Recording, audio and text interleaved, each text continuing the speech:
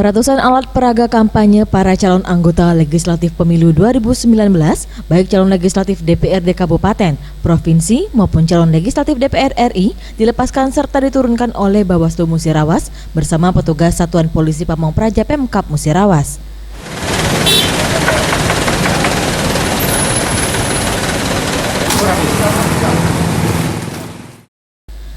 Penertiban alat peraga kampanye ini dilakukan karena dinilai telah melanggar aturan, di mana alat peraga kampanye yang ditertibkan terdiri dari baliho, spanduk, dan poster yang umumnya merupakan gambar dari calon anggota legislatif baik DPR RI, DPRD Provinsi, dan DPRD Kabupaten.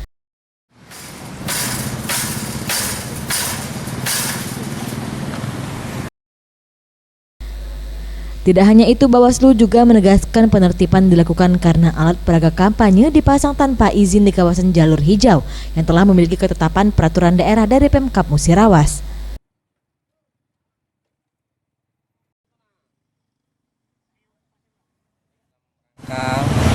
Menerapkan PKPU 23, 2833, Bawaslu 28, ini penertiban alat peraga sosialisasi APS.